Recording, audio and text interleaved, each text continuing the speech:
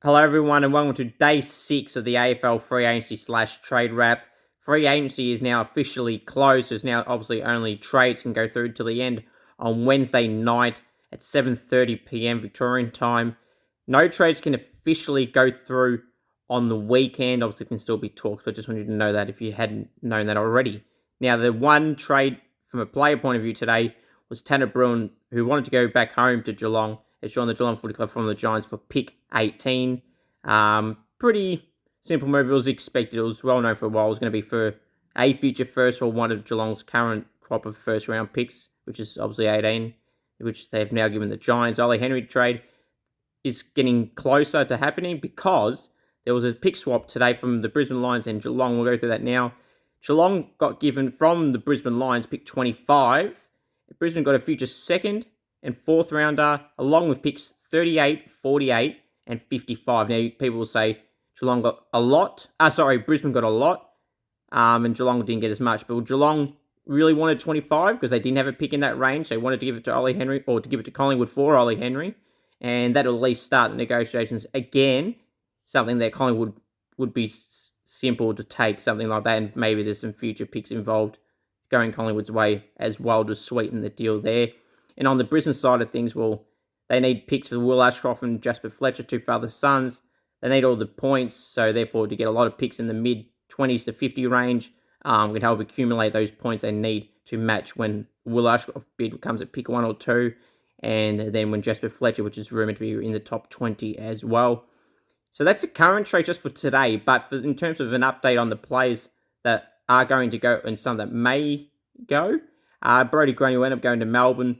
Collingwood will want 25 from Geelong for Ollie Henry. Then maybe from then they can pass that on to Melbourne for Brodie. Well, sorry, they can get that back. But yeah, or even pick 27. So there's a few ways they can go about that one.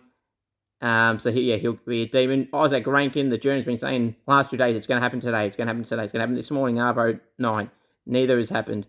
It will end up happening regardless, whether it's Monday, Tuesday, or Wednesday. It does not matter. It will get done. Pick 5 is obviously the main pick in that involvement. There'll be a future second or third rounder, along with maybe some other later pick swaps as well between both the Suns and the Crows. But Rankin will be a Crow between Monday and Wednesday next week. Jack Bowes, now this is an interesting one. There's been a new rule out, or not a rule, been rumoured that there's been talks with clubs in the AFL about future first and second picks. We can trade both of them out. And now, which is interesting, which we didn't take notice in that pick swap with the Lions and Geelong gave their future second, which was going to be part of the Jack Bowes trade back to Gold Coast, where they get 7 and Bowes, and Gold Coast would get the future second, which the AFL has apparently been saying that they have to give to Gold Coast. And now they don't have that pick Geelong, so they may have to find a way where they can bring in a future second round pick, whether it's from whoever, maybe from Collingwood or someone else, we'll see.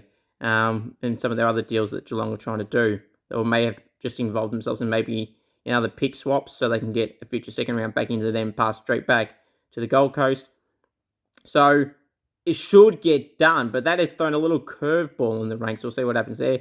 Jason Horne-Francis should get done. I think North should maximise now while he's in contract. Yes, he could still have a good year, and you think he's still going to get something good, which he would. But in saying that, he's not out of contract now, so you can maximise that right now. The talk is still pick 8, future first, and a player. Miles Bergman, the talk for the player side of things has dropped off, which is why that proposed trade with West Coast involved in a 3-way trade, where it could be, which I've elaborated on the last 2 days, that is still in the conversation where West Coast could pass on pick 2, basically get 8 and a future first for them.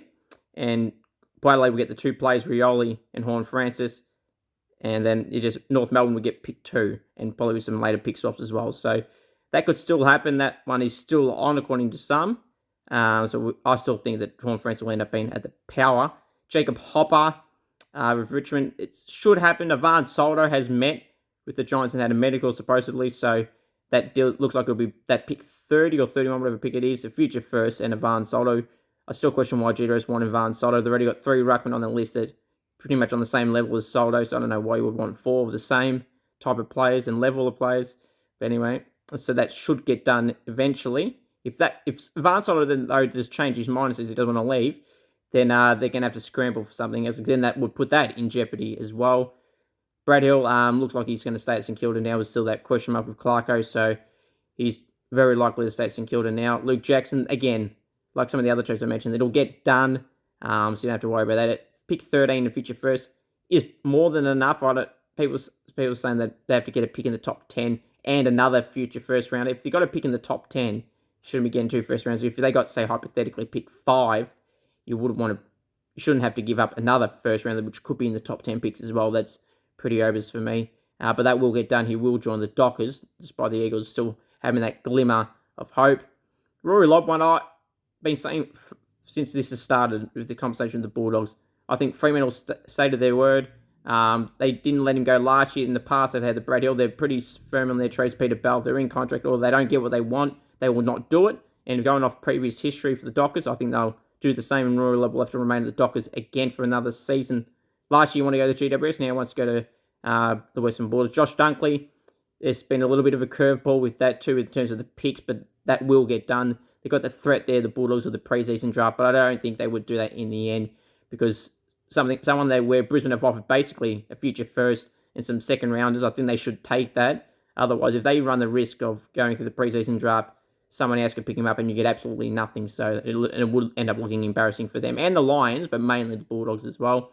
Billy Frampton, he'll get to the positive, more than likely a future 3rd or 4th. Lloyd Meek, I don't think, again, with Freo, with the strong stance, they don't want to lose him despite bringing Luke Jackson in soon. So I think they'll stick to their word. They'll make him stay unless they get a future second for him from Hawthorn, which Hawthorn, again, they're like GWS. They want another 4th ruckman on their list. It doesn't make sense. He would be, in my eyes, their best ruckman of their lot over Reeves and Max Lynch. And they've got a young developing ruck as well, Max Ramsden. But yeah, I'll be going hard at Lloyd Meek. And if Freo want the future second to make them do that, I would just do it. Ollie Henry, we kind of mentioned a little bit before with the pick swaps and everything like that.